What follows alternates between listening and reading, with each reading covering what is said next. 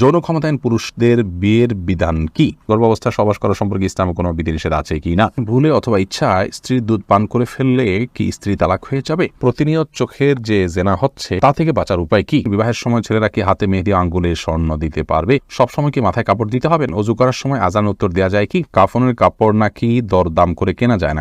কতটা শরীয়তসম্মত? আর স্বপ্নদোষ হলে কি গোসল ফরজ হয়? সেই জায়গায় পরিষ্কার করে এবং কাপড় পরিবর্তন করে নামাজ পড়া যাবে কিনা? চিরকুমার থাকার বিষয়ে ইসলাম কি বলে? এটা কি জায়েজ? ভাত খাওয়ার সময় কি বাম হাতে গ্লাস ধরে পানি খাওয়া যাবে? অমুসলিমের হাতে রান্না করা খাবার খাওয়া যাবে কিনা এবং তাদের বাড়িতে বেড়ানো যাবে কিনা? নামাজের মধ্যে এক সূরা যদি 2 বার পড়ি তাহলে কি আমার নামাজ হবে? বাচ্চা হওয়ার আগেই তার নাম ঠিক করে রাখা যাবে কিনা? প্রিয় দর্শক, আর বিলম্ব না করে চলুন আমরা আপনাদের প্রশ্ন উত্তর দেওয়ার পালায়। শরীফুল ইসলাম, আপনি আমাদের ইউটিউব চ্যানেলে প্রশ্ন করেছেন কাফনের কাপড় নাকি দরদাম করে কেনা যায় না? কতটা শরীয়তসম্মত? এই মাসালা হয়তো কোনো কাফনের কাপড়ের ব্যবসায়ী তার সুবিধার জন্য আবিষ্কার করছে কিনা আল্লাহ আলাম। কারণ হলো এই ধরনের মাসালা থাকলে তো কাফনের কাপড়ের বিক্রেতা যারা তারা লাল হয়ে যাবে, যে কোনো দাম চাইবে আপনি দরদাম করতে পারবেন না। মূলত কোনো কথা কোনো দেশে বলা হয়নি। অন্য 10টি জিনিসের মতো কাফনের কাপড়ও আপনি দরদাম করে কিনতে পারবেন, কোনো অসুবিধা নেই। আমাদের হাসান আপনি লিখেছেন গর্ভাবস্থায় সহবাস করা সম্পর্কে ইসলামে কোনো বিধিনিষেধ আছে কি না? না, গর্ভাবস্থায় সহবাস করার পরে ইসলামের কোনো বিধিনিষেধ নাই। তবে আপনি এই অবস্থায় সহবাস করলে যদি গর্ভস্থ সন্তানের ক্ষতি হয় বা স্ত্রীর কষ্ট হয় বা ক্ষতি হয়, তাহলে সেক্ষেত্রে সেটি করা উচিত হবে না। মোহাম্মদ নাহিদুল ইসলাম আপনি লিখেছেন অজু করার সময় আজান উত্তর দেওয়া যায় কি? অজু করার ফাঁকে ফাঁকে আপনি যদি পানি অপচয় করা ছাড়া আজানের জবাব দিয়ে দিতে পারেন তো অবশ্যই দিতে পারেন। ফেরোজ আপনি লিখেছেন স্বপ্নদোষ হলে কি গোসল ফরজ হয়? সেই জায়গায় পরিষ্কার করে এবং কাপড় পরিবর্তন করে নামাজ পড়া যাবে কিনা? জি, স্বপ্নদোষ হলে অবশ্যই গোসল ফরজ হয়, আপনাকে গোসল করতে হবে। আর যে জায়গায় স্বপ্নদোষ হয়েছে সেখানে যদি কোনো নাপাক না লেগে থাকে আপনি সেখানে নামাজ পড়তে পারেন। নাপাক লেগে থাকলে ওই জায়গাটা ধুয়ে ফেললেন বা উপরে অন্য কোনো কাপড় ইত্যাদি দিয়ে আপনি নামাজ আদায় করতে পারেন। মাহদি হাসান আপনি লিখেছেন নামাজের মধ্যে এক সূরা যদি 2 বার পড়ি তাহলে কি আমার নামাজ হবে? কোনো অসুবিধা, নামাজ হয়ে যাবে।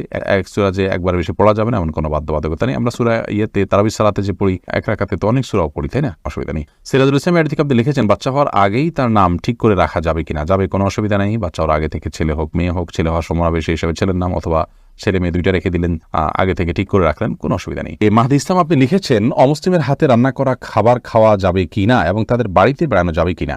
অমুসলিমের হাতে রান্না করা খাবার খেতে কোনো নিষেধাজ্ঞা নেই। নবী রাসূলুল্লাহ সাল্লাল্লাহু আলাইহি ওয়াসাল্লাম ইহুদি মহিলার বাড়িতে দাওয়াত খেয়েছেন, বোঝা গেল যে তাদের হাতে রান্না খাওয়া যায় আছে। আপনি কি খাচ্ছেন সেটি হলো বিষয়। যদি খাবারটি হালাল হয় তাহলে অমুসলিমের হাতেও খেতে পারেন, আর যদি খাবারটি হারাম হয়, সেটা যদি কোনো ভালো ইমাম সাহেব, মক্কার ইমাম সাহেবও রান্না করেন, সেটা আপনার জন্য খাওয়া জায়েজ হবে না। দেখতে হবে যে খাবারটা হালাল কি হারাম, সেটি হলো মূল বিষয়। জয়নাল মুন্সি আপনি লিখেছেন বিবাহের সময় ছেলেরা কি হাতে মেহেদি আঙ্গুলে স্বর্ণ দিতে পারবে? মেহেদি এটা নারীদের ভূষণ, নারীরা দিবে, বিশেষ করে হাতে পায়ে, চুলে বা দাড়িতে ছেলেরা দিতে পারেন। নবী রাসূলুল্লাহ সাল্লাল্লাহু আলাইহি ওয়াসাল্লাম এক নারীর হাত দিয়ে কিছু দিচ্ছিলেন, তো তার হাতে মেহেদি ছিল না। নবী রাসূলুল্লাহ সাল্লাল্লাহু আলাইহি ওয়াসাল্লাম বলেছেন যে এটা কি পুরুষের না মহিলার হাত? বলা হলো মহিলার হাত। তিনি বললেন যে মহিলার হাত কেমন, যে মেহেদি নেই?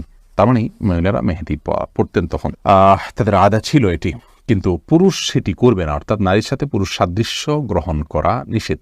আর তাছাড়া সাজগোজ এটি মূলত নারীদের জন্য। সাজগোজ বলতে এই জাতীয় অতিরিক্ত যে সাজগোজ আছে সেটি, আর পুরুষও পরিপাটি হয়ে থাকবেন সেটি তো অবশ্যই ভালো। ফাহিম হোসেন আপনি লিখেছেন প্রতিনিয়ত চোখের যে জেনা হচ্ছে তা থেকে বাঁচার উপায় কি? চোখের জেনা অত্যন্ত ভয়াবহ। আমি প্রথমে আপনাকে সাধুবাদ জানাই যে আপনি এই ভয়াবহতা আঁচ করতে পেরে এখান থেকে বাঁচার চেষ্টা করছেন। আজকাল অনেক মুসলিম আমরা এ থেকে বাঁচার প্রচেষ্টাটুকু পর্যন্ত আমরা করছি না। আল্লাহ তাআলা আমাদেরকে মাফ করুন। চোখের জেনা থেকে বাঁচার জন্য আমাদের যে কাজগুলো করতে হবে তার মধ্যে থেকে সবচেয়ে গুরুত্বপূর্ণ কাজ হলো চোখের জেনা যে জায়গাগুলোতে হয় সেই জায়গাগুলো অ্যাভয়েড করতে হবে। ধরুন ফেসবুকে আপনার যে আইডিগুলো থেকে এই ধরনের জিনিস আসে সেই আইডিগুলো আনফলো করতে হবে। সেগুলো থেকে সকল পোস্ট যেন না দেখেন সেজন্য হেড অল পোস্ট করে রাখতে হবে, এবং যারা বোঝেন তাদের সহায়তা নিতে পারেন। কোনোভাবে আপনি বাঁচতে না পারলে সেই অ্যাপই আপনি পরিহার করবেন, যাবেই না সেই সোশ্যাল মিডিয়াতে। ইউটিউবে বা অন্যান্য জায়গায় একটা বাজে জিনিসে ক্লিক করলে সেখান থেকে আরও খারাপ জিনিস আসে, এগুলো পরিহার করতে হবে যথাসম্ভব। আর বাজে বন্ধু তাদেরকে যথাসম্ভব অ্যাভয়েড করতে হবে। আর ইমানদার, নেককার, আল্লাহওয়ালা, আমলদার মানুষের সোহবতে উঠাতে হবে। আজকাল সোহবত একেবারে হারিয়ে গেছে, আমরা সহজে দিন পেয়ে যাচ্ছি অনলাইনে বিভিন্ন মাধ্যমে। এই জন্য সোহবতের যে গুরুত্ব আছে সেটা আমরা অনেকে আঁচ করি না। সোহবতের মাধ্যমে, নেককার মানুষের সান্নিধ্যে থাকার মাধ্যমে আমরা চোখের গুনাহ থেকে ইনশাআল্লাহ বেঁচে থাকতে পারবো। আল্লাহ তাআলার কাছেও আশ্রয় চাইবো, আল্লাহুম্মা ইন্নী আউযু বিকা মিনাল ফিতানি মা যাহারা মিনহা ওয়া বাতান। সব ধরনের ফিতনা থেকে আল্লাহ তাআলার কাছ থেকে পানা চাই। শিশির ভেজা ঘাস এই আইডি থেকে আপনি লিখেছেন সবসময় কি মাথায় কাপড় দিতে হবে? না, সবসময় মাথায় কাপড় দিতে হবে বোন, এমনটি মোটেও আবশ্যক নয়। আপনি পরপুরুষের সামনে গেলে বা সে আপনাকে দেখে ফেলতে পারে এরকম হলে সেক্ষেত্রে মাথায় কাপড় না, শুধুমাত্র আপনি আপনার সৌন্দর্য ঢাকবেন, মাথার কাপড়কে আরো টেনে দিয়ে আপনার সৌন্দর্য এবং রূপ লাবণ্য এগুলোকে ঢেকে তার সামনে যাবেন।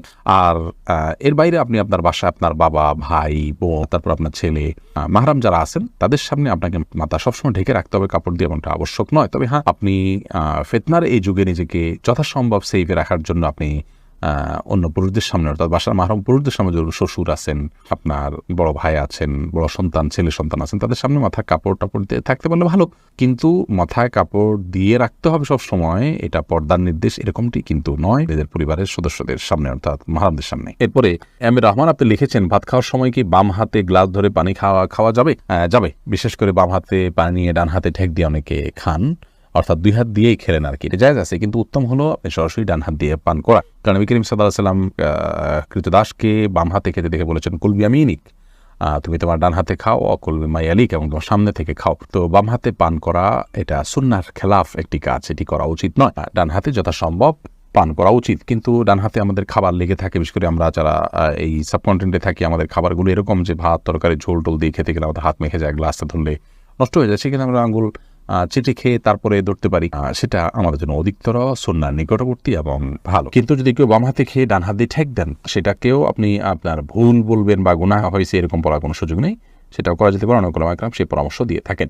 আরমান হুসাইন আপনি ইউটিউব চ্যানেল থেকে প্রশ্ন করেছেন, ভুলে অথবা ইচ্ছায় স্ত্রীর দুধ পান করে ফেললে কি স্ত্রী তালাক হয়ে যাবে?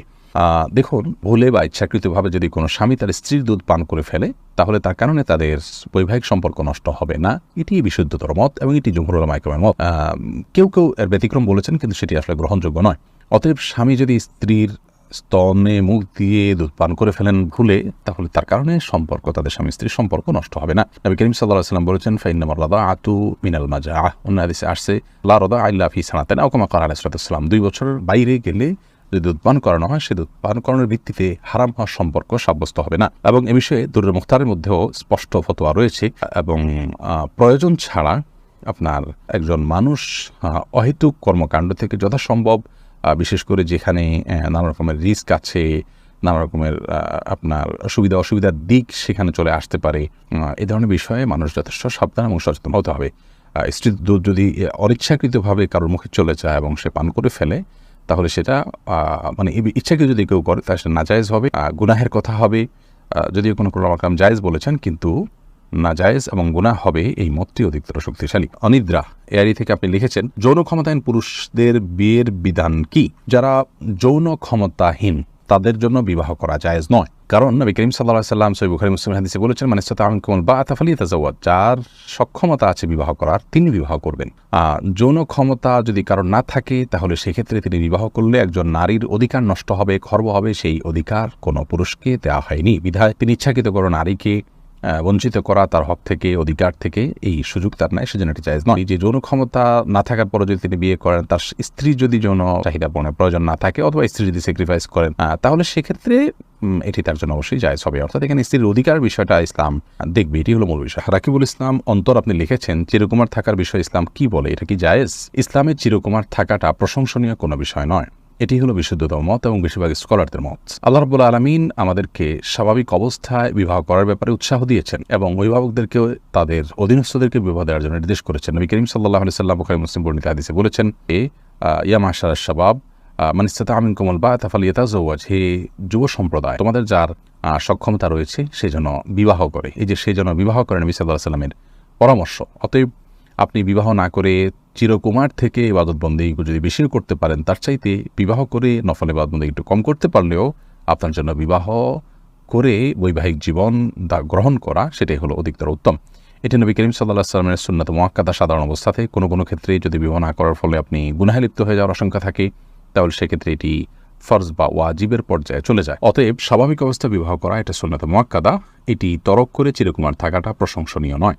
আল্লাহ নবী ইয়াহিয়া আলাইহিস সালাম ছাড়া আর সমস্ত নবী রাসূলরা বিবাহ করেছেন, সংসার করেছেন, পরিবার পরিজন ছিল তাদের। অতএব আম্বিয়া আলাইহিস সালামের চাইতে আমরা কেউ উত্তম হতে পারি না, তাদের মানহাজের বাইরে গিয়ে আমরা উত্তম হতে পারি না। প্রিয় নবী সাল্লাল্লাহু আলাইহি ওয়াসাল্লাম বলেছেন যে আমি বিবাহ করি, আমার সংসার আছে, পরিবার আছে। সাহাবীরা একবার আলাপ করছিলেন যে কেউ কেউ তাদের পরিবার পরিজন বাদ দিয়ে শুধু আল্লাহর ইবাদত বন্দেগী করবেন। তখন নবী আলাইহিস সালাম বলেছেন এই কথা যে আমার পরিবার আছে, পরিজন আছে, আমি বিবাহ শাদী করি। অতএব বিবাহ শাদী তরক করে বাদ দিয়ে চিরকুমার থাকাটা কোনো কল্যাণকর কিছু নয়। নবী আলাইহিস সালাম তাদেরকে নিরুৎসাহিত করেছেন এভাবে থাকতে। অতএব স্বাভাবিক অবস্থাতে বিবাহ করাটাই হলো উত্তম। তবে হ্যাঁ, কেউ যদি না করেন এবং তিনি গুনাহে লিপ্ত না হন, তাহলে সেক্ষেত্রে সে নিষেধ থাকলে তার জন্য চিরকুমার থাকা বা বিবাহ না করে থাকাটা গুনাহের বিষয় নয়। অনেক উলামা ইকরাম বিবাহ করেননি বা অনেককার মানুষও আছেন বিবাহ করেননি। স্বাভাবিক অবস্থা বিয়ে না করলে তিনি গুনাহগার হবেন না, কিন্তু করাটা উত্তম।